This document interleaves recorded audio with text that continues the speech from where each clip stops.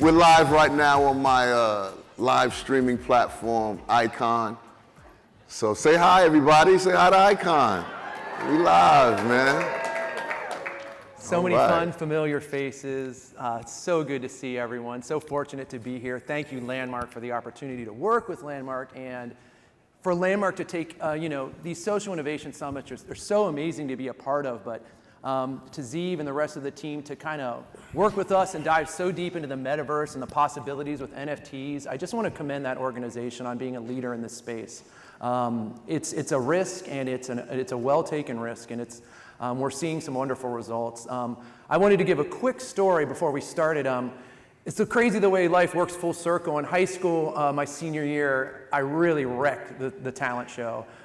Biz Markie, You Got What I Need. I thought I was going to be a star. And I went home that night, and I had a little talk with the universe. I said, someday, put me on stage with Ja Rule. I should be more clear next time when I ask things for the universe. This is wonderful, but this is not exactly what I thought we would be collaborating. It's great to be on stage. It's such a wonderful new friend through NFTs and this wonderful metaverse. And we wanted to talk about impact and some of the discussions. It's so great that so many nonprofits and so many people looking to help other people are looking to the metaverse for help. You're looking in the right place. NFTs, the blockchain, is going to be the #1 tool to provide an avenue for donation in the future. And that's just a fact. It's such a joyous way to donate. And there's a few ways we're going to talk about it, but let me first ask Ja, what a pioneer in the NFT space that you are, and with all the opportunities with music, and I'm with you when people come up to you with so many opportunities in real estate, and everyone wants to work with you and give you opportunities.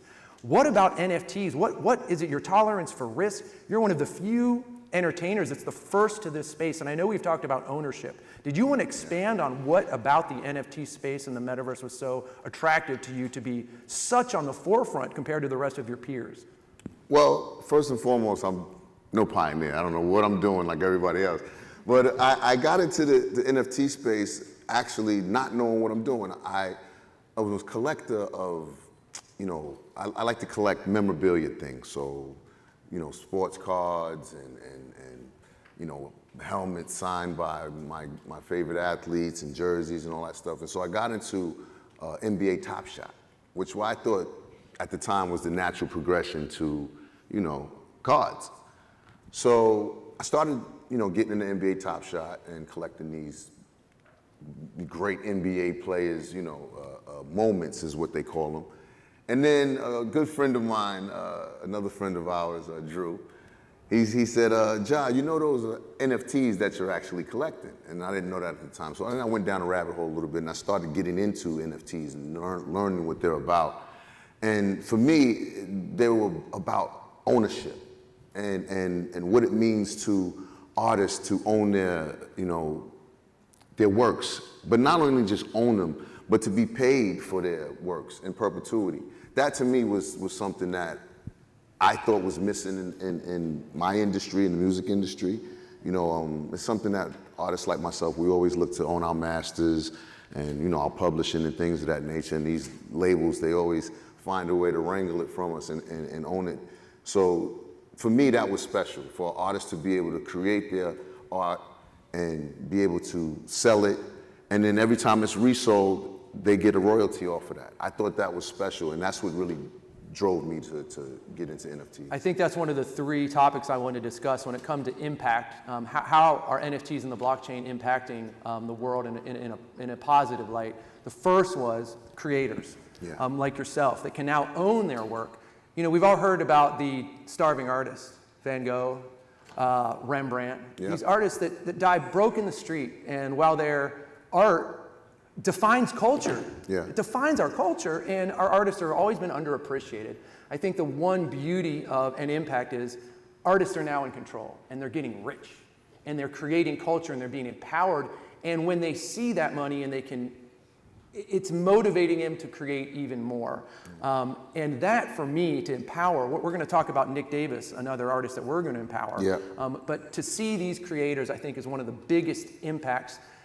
There used to be gatekeepers. If you want your art to be sold, you'd go to a museum and the curator would look at your art and tell you whether it was worthy. to be sold to their collectors. Out of here, punk. Don't need you anymore in our decentralized Web3 market. Creators can, like our friend Spotty Wi-Fi, who's an up-and-coming rapper in the NFT space, who didn't need a record label. He didn't need anything. He directly sells his NFTs directly to his listeners who now own his music. That's unbelievably revolutionary. So the first idea with impact, and again, we always talk about it, ownership. Artists don't need a record label. You don't, oh, I got scammed by my agent. I got scammed by the museum. They're holding my art up. It is so empowering to talk to artists now, and it's about time. Do we have any artists in the building? Okay. We got about 2 of them. But it's been great to see my friends like Buff and Dalek and how we met. Me and Ja Rule met in the NFT space as art collectors. And again, in this small NFT space, we became friends and would talk through direct messages and collect art together. And I'm a collectible guy too. And what a fun, wonderful time to help these artists that have always needed, they've needed us to respect them. And again, I think creators is the #1 impact. The second is collectors, the positive impact on collectors. The same barriers exist as an art collector.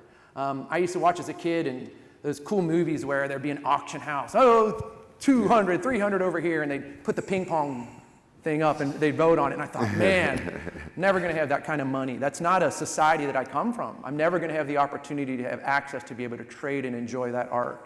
Nonsense again. With our decentralized Web3 network, anybody in this room with a phone, anybody in Africa, Dubai, China, Kansas, Iowa, at the same time has the same opportunity to bid, buy, and sell art. And that makes art special. Now that I don't know what your thoughts on that. I think some people tell me, well, is NFT art going to replace physical art? They are not mutually exclusive. I have never collected more physical art in my life since I started with NFTs. Because I've been introduced to all these incredible artists across the world. I never would have found their art. That's the other thing, MP, that I like about NFTs and digital art. So my wife, I have a lot of physical art in my house, and my wife, she's killing me right now because we have nowhere to hang it. The walls, I ran out of walls, and now it's sitting on the floor. And so the digital art space, it gives me that ownership right on my computer. And you know, now they're making these digital frames, which I'm looking to invest in a couple in the household now. And now I can display my art there for me. So my wife won't kill me in that. I'm in the same boat. You know, I've always traveled a lot out of college, and to own physical art for me didn't make a lot of sense. I was always moving. What am I going to do with 100 paintings? Where am I going to keep those? How am I going to display those? And they're all going to fade, and I don't know how to trade them, and I don't know how to sell them. It's incredible now that I can feel like I'm actually at the forefront of the greatest art in the world. And when I go to Costa Rica or I come to Washington, D.C., I've got it on my phone. And it comes with me, and I don't have to store it. And again, for people that collect art, there's a joy to collecting NFTs that once you get in the space, it's really hard to describe. But I think one of the reasons is the last component. Well, let me actually step back 1 second. Creators, collectors, the other impact is we can create NFTs that represent traditionally underrepresented communities. And we've done that already, and we're doing that again. I think we saw about a year ago when we came up with a collection through House of First called Remarkable Women NFT. And I see some remarkable women out here that have come up. Absolutely. It's so fun to see other collectors of an NFT that you have. There's a joy to meet the other people. But with Remarkable Women, we didn't see a lot of profile pictures in the NFT space that represented women, especially minorities, women of color, women from Asia. They weren't represented. And to be able to, we created a collection with an artist called Rachel Winter called Remarkable Women that is an empowerment collection that features women from different nationalities that weren't represented. That's an impact we're having. There are young African-American women that didn't have a place maybe in the traditional world that now are getting these wonderful PFP pictures that define them that they can put on their profile for Twitter. That's impact. That means a lot to people to be represented in this space. In a lot of spaces that they're not represented because of traditional barriers. And again, I think in Web3, the lack of the traditional barriers allows for everyone to have a chance. So again, impact, again, when it comes to the barriers, it's so fortunate to work on a team now at Landmark with people of different races, people of different LGBTQIA. Our entire team is a reflection of the kind of community we want to create in Web3, which is really, really exciting. It's melting pot. It is a melting pot, and it's great. Again, those traditional barriers of entry are gone in Web3, and it's refreshing. It's refreshing. You know, to piggyback off your point about inclusion and in the space. When I first started coming to these type of events and these summits, and it's still, you know, we're fairly underrepresented in the room, but you know, when I first started coming to these events, I was the only black guy there, basically. You know, maybe one or two, you know, other than myself. And I'm glad to see a lot more representation of, you know, my brothers and, you know, and people of color in the audience. But, you know, that for me was important. And that's why when we, you know, came to you and Zeev, it was important to us to make that a focus. To make sure that, you know, so what I'm speaking of is a project that we have with the House first. Me and my brother Herb, we started a collective called the Painted House. And the Painted House is geared to offer artists of color a home, you know, where they can go and learn about NFTs and learn about, you know, the crypto space and the Web3 space.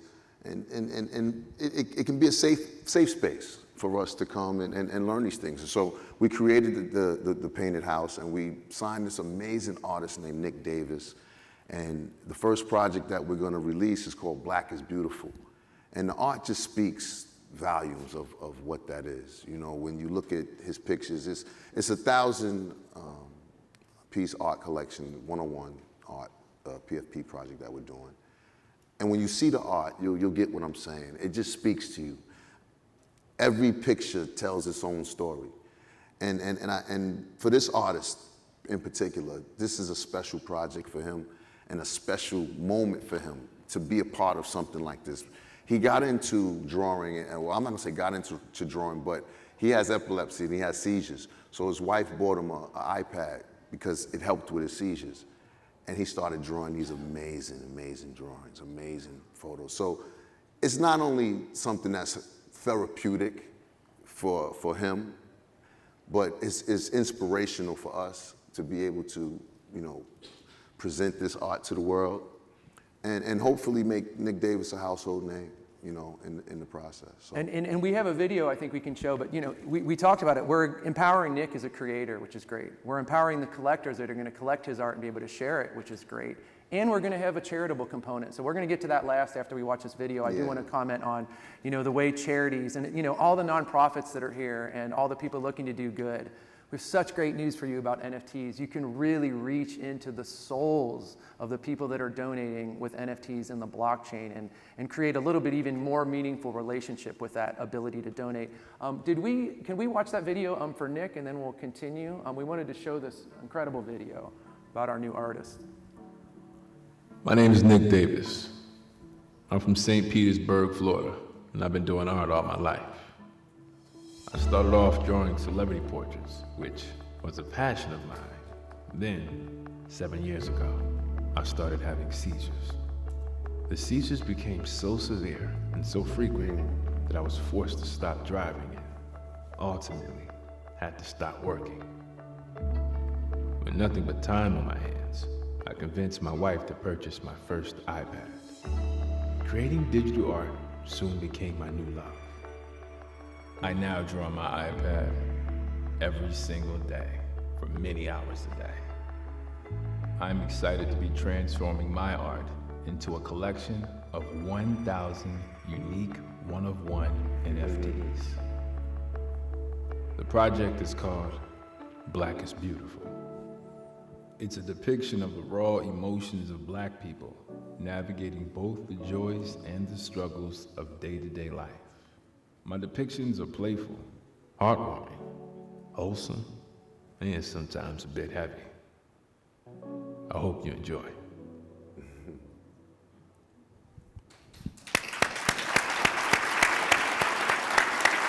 Thank you for bringing this to us. It's such a dream project. It's again, it's the impact that we're going to make on so many levels. And to talk about one of the other impacts, you know, as a percentage of sales with our remarkable women, just the way NFTs work when it comes to charitable donations. Our Remarkable Women collection, 10% of our sales went to the Fund for Women's Equality with Gloria Steinem. And the great thing about NFTs is in our contract for our NFTs, every time they're sold, a percentage of the secondary sales goes into our Remarkable Impact Fund. And we just made another donation to Women for Women International. And that was all secondary sales that our community got to help us pick the donation and where that was going. The great thing is we're going to be sitting up here in 3 months, talking about continued donations because of that secondary component. And for me, that's really changing the way donations are working and the way we should be thinking about it. If you can give me as a collector, I think what NFTs provide and Web3 is an opportunity to donate. And that's a utility. Donating feels good. It's spiritual and a part of our lives to want to donate, but you don't always have those opportunities. I know when I was young and I went to church with my grandma, her opportunity to donate was the collection bin. That was her opportunity to get that spiritual enjoyment of giving and feeling great about yourself. For me in college, I had a fraternity and we'd organize with other sororities to go do wonderful things together. It was a communal effort to find opportunities to donate. NFTs provide the easiest, most joyous opportunity to donate, and people love it. And I highly recommend people, again, if you're going to ask 1,000 people to donate, if you give them an NFT, you're really going to allow them now to assemble themselves. You're going to create a community around that donation, and that's going to carry weight. The actual NFT that you're giving them for donating has value. And now you put an asset in the universe that can continue to generate secondary sales for your fund. So, just quickly, I know we don't have much time, but we really want to help a lot of the nonprofits. If you have any questions, make sure you set up a wallet. Take donations let people give you crypto money. There's a lot of crypto money in Bitcoin from young people that don't know how to donate. They need to be helped and educated on how to have that spiritual moment, and you can provide that for them. Again, if you have questions, but cryptocurrency, it's safer, it's transparent, it's global, and it's instant. We're going to get the banks out of the way. We're going to get the middle people out of the way. We can donate directly to people that need money. We've been doing it in the Web3 space with Ukraine, and we're excited to move forward with everyone in the room that has questions about it. And in closing, we'd just like to say thank you for having us, and support Black is Beautiful. Oh, Zeev wanted me to make one other announcement about Black is Beautiful. If you are interested in this being your first NFT, again, I don't want to hype it up too much, but 1,000 is a small collection and 101s is a small collection. This is going to be a very highly sought after collection, but we want our community to be foundationally based on people that are like people in this room that want to have impact. It would be our honor to allow anyone in this room that wanted to be able to get first access. So if you go to the House of First website, if you want to talk to me or anyone, we are going to put everyone that would like this to be their first or second or third NFT on a very, very limited allow list. Because this is the kind of foundation that an NFT community should be built on. So if you go to the website and you put your reference code, SIS, we're going to make sure, don't tell anybody, but if you put SIS as your reference, you're going to be on that list, or just come talk to me and Ja will put you on the list too. Absolutely. Thank y'all so much. Appreciate y'all. Thanks for having us.